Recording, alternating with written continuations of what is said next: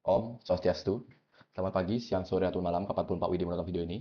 Kami dari kelompok SUPA, kami kelompok Bapak. Dan pada kesempatan ini, izinkan kami untuk mempresentasikan hasil file project yang sudah kami buat.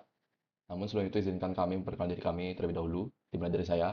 Perkenalkan, nama saya Putu Buran Elawinata dengan 3 digit NIM terakhir 059 dan teman saya.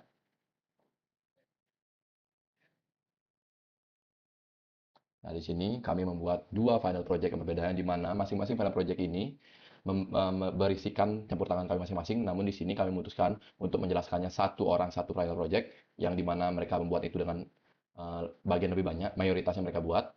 Oleh karena itu, ya di sini kami mempresentasikan dua final project kami, namun sudah terdapat masing-masing campur tangan kami. Saya ingin klarifikasi di sini.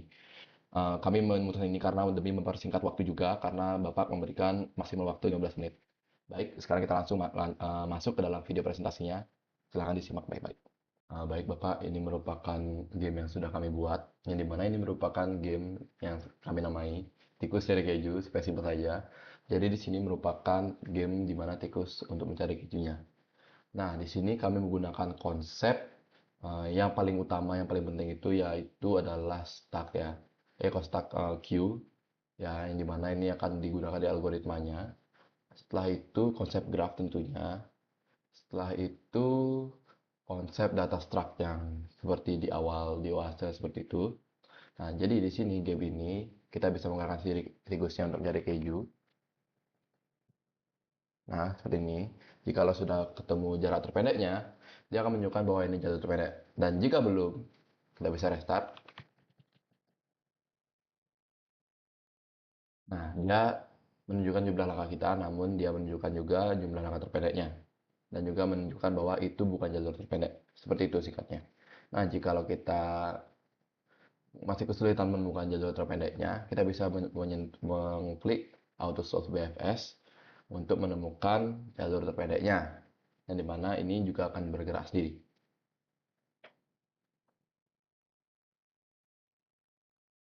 Ya, seperti itu, Pak.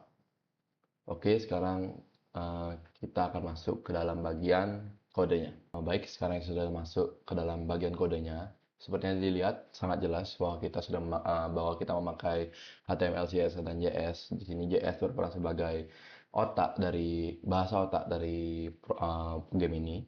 Jadi misalnya kita bisa lihat HTML sangat sedikit ya. Setelah itu CSS-nya, sorry, CSS-nya sangat dikit. Yang dimana ini kan berhubungan juga sama JS-nya. Ini merupakan JS untuk dasar-dasarnya, bukan ke algoritmanya. Seperti ini. Kita bisa lihat di sini untuk menggerakkannya tadi seperti kita bisa menggerakkan WASD dan juga menggunakan arah panah. Ini arrow up, arrow down, arrow left, arrow right. Ini untuk mengecek menangnya. Ini buat memanggil function auto solve-nya yang dimana menggunakan algoritma BFS. Ini buat restartnya ya. Dan ini langsung mulai game. Langsung kita panggil gini ya. Panggil functionnya. Oke, selanjutnya ini gunanya untuk supaya kita membuat elemen baru, yang dimana ini untuk membuat grafnya ya. Kita memanggil stylenya supaya kita bisa lihat stylenya. Jadi jikalau kita memanggil ini get element by ID, maka kita akan membuat elemen yang sesuai dengan stylenya ini. Makanya kita bisa melihat graf yang ada di game barusan. Nah, selanjutnya di sini function buat langkah terpendek dari awal supaya buat di alertnya untuk menunjukkan bahwa itu jalur terpendek apa bukan. Oke, lanjut kita bagian logika utamanya. Oh ya, saya lupa. Di sini untuk membuat grafnya.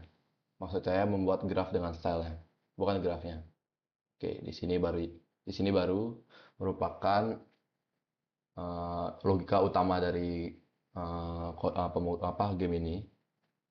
Ya, bisa kita lihat di sini 1010 di sini merupakan grafnya yang kita buat sendiri. Maaf, saya tidak bisa, saya masih belum menemukan buat random grafnya. Jadi saya buat sendiri, yang dimana 0 itu sama dengan jalan, 1 itu sama dengan dinding. Nah, jadi kita juga bisa set posisi awal dan posisi awal tikus dan juga posisi keju. Selanjutnya di sini kita akan ubah masing-masing dari sini menjadi ID. Di mana ID ini akan membantu memudahkan kita dalam algoritma BFS-nya. Di mana BFS ini merupakan algoritma short path. shortest path ya. Oke, lanjut. Di sini kita menggunakan rumus buat jadiin ID-nya. Ya, di sini saya dapat dari Google rumusnya. Selanjutnya kita di sini bangun grafnya ya, sesuai dengan yang total barisnya, apa ukuran labirinnya. Di sini kita pakai 7x7. Setelah itu nih, ini buat mencatat daftar tetangga ya, supaya membantu untuk algoritma shortest path-nya, BFS-nya. Nah, di sini dia apakah dia menyimpan yang validnya. Kalau valid dia langsung menyimpan. Oke. Selanjutnya di sini, nah di sini logika utamanya function BFS. Nah, jadi gimana sih cara kerja BFS-nya? Jadi, jikalau kita punya graf 0.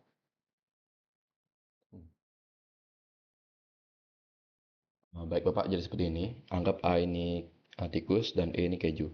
Jadi, A itu akan menganalisa tetangga yang terhubung dengan dia. Di sini ada AB. Maaf. AB, A, C. Nah, setelah itu mereka akan mengecek satu-satu apakah di sana sudah ada E. Di sini. Oh, memproses. Dan kalau tidak ada, mereka akan mencari tetangganya. A, B itu tetangga dengan siapa aja? B. Oh, A, B, D. Berarti A, B, D. Nah, jadi ini eliminasi. Selanjutnya kita akan proses AC di sini. AC apakah sudah ada E? Belum. Langsung kita mencari tetangganya. Di sini berarti ACE. ACE. Lanjut, kita eliminasi. Kita proses ABD. ABD tetangga dengan siapa saja? Kata D dengan E. A, B, D, E. Lanjut kita eliminasi. Langsung kita proses ACE. Apakah sudah ada E? Oh, ternyata sudah ada E. Berarti ini goalnya. Jadi ini merupakan BFS-nya. Sekian. Nah, jadi sekian mengenai penjelasan mengenai game yang sudah kami buat, mengenai tikus mencari keju. Selanjutnya untuk project yang lain akan dijelaskan oleh teman saya. Oke, jadi final project saya tentang photo flip dari minigame Pokemon. Jadi photo flip itu Minesweeper yang dimana kita harus mencari semua poin 2 dan 3 dan menghindari Voltorb atau bomnya. Jadi di sini ada kita menggunakan array 2D, R&D, R&D, stack stack dan search, dan backtracking. Oke, jadi di sini kita ada stack riwayat untuk mengecek aksi-aksi game kita yang kita gunakan. Maksudnya misalkan buka kotak, tandai kotak, hapus kotak gitu. Lalu di sini untuk menginputan penampilan gamenya. Jadi di sini poin-poin dan bomnya di sini kita bisa di random, dengan menggunakan RND. Lalu untuk di sini untuk pengecekan baris dan kolomnya di sini digunakan untuk mengecek apakah baris dan kolomnya itu ada bom. Baris dan ada bom. Jika tidak ada bom, maka kita bisa dijamin 100% aman dan kita bisa membuka kotak itu. Lalu di sini untuk menampilkan permainan dan indikatornya. Jadi poin-poin kita bisa tahu berapa poin dari baris dan kolomnya ada di sini. 0 itu dianggap sebagai bomnya. Lalu di sini ada mainnya. Di sini dan ini untuk sistem multi laundernya ini maksudnya kita bisa membuat mau main berapa ronde. Lalu di sini menggunakan algoritma stack and search. Stack and search ini kita kan misalkan udah mainnya udah tandai banyak banget gitu, tandai kotak 2 1 udah satu itu udah 3 tanda, itu kita bisa pilih pilih tandanya berapa, tandanya tandanya mana yang mau dari gerakan kita yang udah itu kita bakal di search, cari mana tanda yang mau dihapus. Nah kalau udah ketemu itu langsung di pop. Kalau masih belum ketemu bakal dipindahin ke stuck sementara. Lalu di aksi hint ini buat pengaktifan aksi hintnya. Lalu di sini untuk buka kotaknya. Lalu ini untuk tak menandai kotaknya. Nah, nah, lalu di sini jika kita game over, game ini jika tidak game over, selamat kamu berhasil menemukan angka 2 dan 3 di ronde ini. Lalu jika tidak, maka pemainnya jika tidak game ketemu bom. Oke, langsung saja ke mainannya aja ya.